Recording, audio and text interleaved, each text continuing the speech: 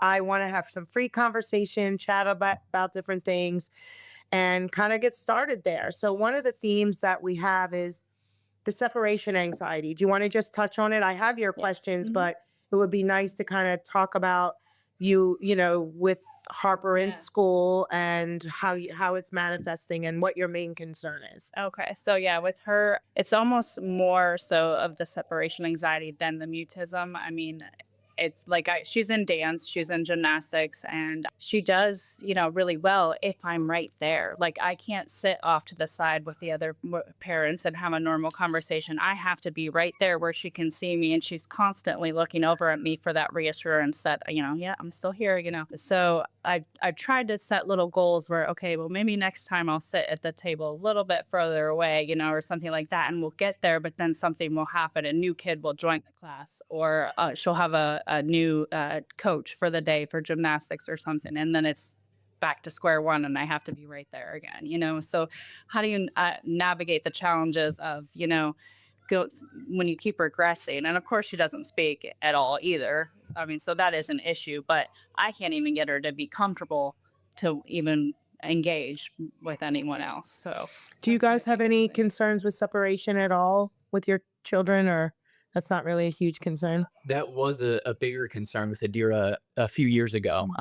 She would take gymnastics class, she would take swimming class, and although she would do it, sometimes it was hard to get her in there. Once she was in, sometimes it was hard for her to fully participate. She would have a lot of anxiety around it. Now that she's 6, that has seemed to get better, probably a combination of everything, treatment and just her age. But it definitely was something we struggled with. And even getting her to do anything extracurricular now is hard because she still has some of those separation anxieties. Yeah. Yeah.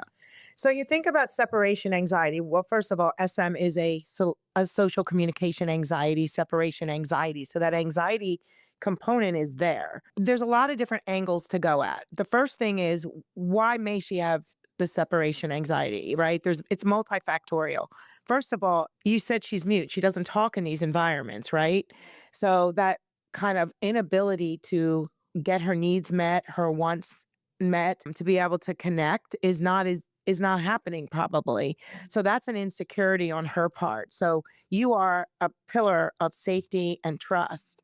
And so one of the key aspects in any environment she goes in is to try to have that in these environments, connection, trust, which means now in every sport or activity, you're not going to be able to like have that person be her person if they're leading a class, but they need to be educated on how to manage her. Like teachers need to be trained, the buddy process, having a safe person.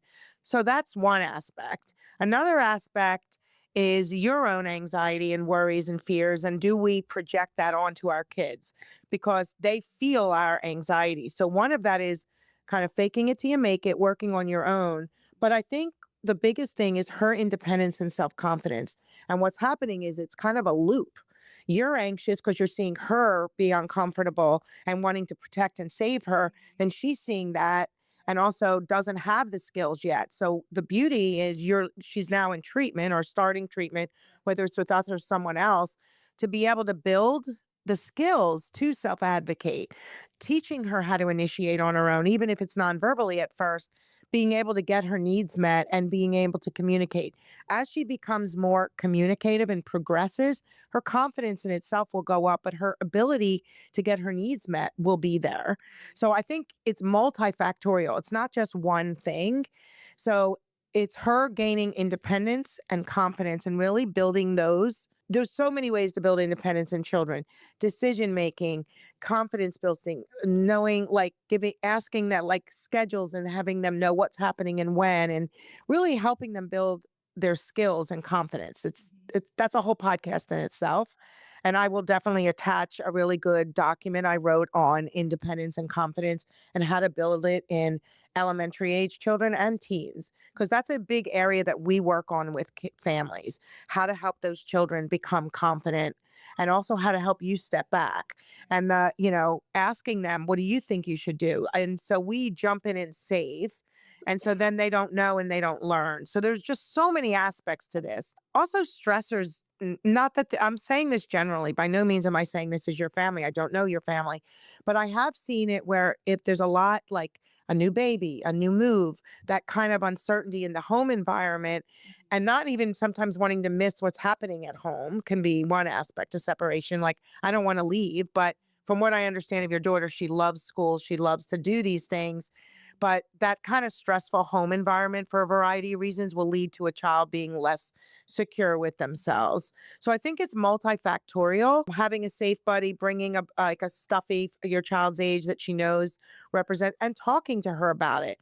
So rather than you just step back, it's almost talking to her and giving her that cognitive awareness that, hey, I'm really proud of you for being in gymnastics. You noticed how close I sat? Next time I'm going to sit 2 steps back. And then and kind of giving her almost her take on that, or would you like me to sit here or there, but your goal of moving back, and so that she's proactive in this and knows what's happening rather than turning around one day and seeing you're not there. The one thing I've learned about with working with this population of children is that, and teens and even adults I work with, is that you can't try to fool them, trick them in any way. This treatment is all about their understanding their feelings, valuing them, respecting where they're at, and talking to them about it in a very matter of fact way, and trusting them. And when that's there, they start to let go and feel safe, because some of these children are just holding on like fear. And I think that's a big piece of that. Do you guys have any questions on that? Does that make sense? That definitely makes sense. And I've noticed the confidence piece is huge Huge. because when she does make these slight little like improvements or things that she didn't think she could do, and then she does it, and then she's like, oh, next time you can sit out there. Cause there was a point where she was there. I was sitting out in the hall with the other parents and stuff, but like something would happen, like a new kid would join, and then I'd have to be right there again. So I know we'll get there again. It's just getting her. And giving her these, like what I call, I'm really big with big shot roles. Like, you see what your child does well and you Yeah. capitalize on that. Like you were talking with your daughter with art. That's her thing. That's her confidence, helping another child with art. So talking about separation, like doing an art class would be a great way to work on separation if your child loves art. Does she likes I feel that's what I hear. It gives her something Yeah. to focus on too. So like all the attention's not on her. So Exactly. that is a great icebreaker, like Yep. with someone new. Well, Yeah. yeah, exactly. So her working with a buddy that you might be working on outside get-togethers with. Also, the need for connection is so important for individuals with separation anxiety. Another person or people that child can connect with. So again, I don't know your situation, but the buddy process, 3 to 5 buddies paired with, grouped with, teachers are aware. They're working, you know what I mean? Paired in groups, small groups, things like that, one-on-one, but friendship groups, lunch bunches, but also you working on the outside on that in best way possible to build those friendships, because then all of a sudden they've got their friends.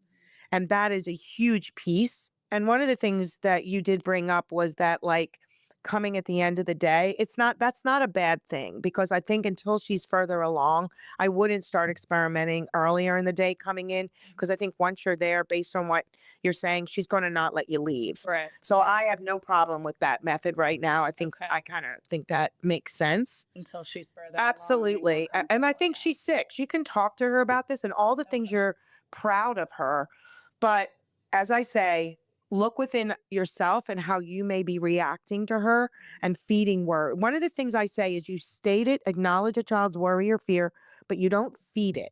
You state it, you can repeat it, acknowledge it, validate her, but then you kind of make a statement and move on to the next conversation. Because if you feed and give her whole, I call it the dissertation. I mean, that's kind of fresh in my mind because I work with doctoral students, but a dissertation is a big, long discussion. And it's too much for most of our kids. And you don't want to solve every problem. You want to ask about it, help them help you. What would make you feel comfortable? And if it works for you, that's a great thing we can try.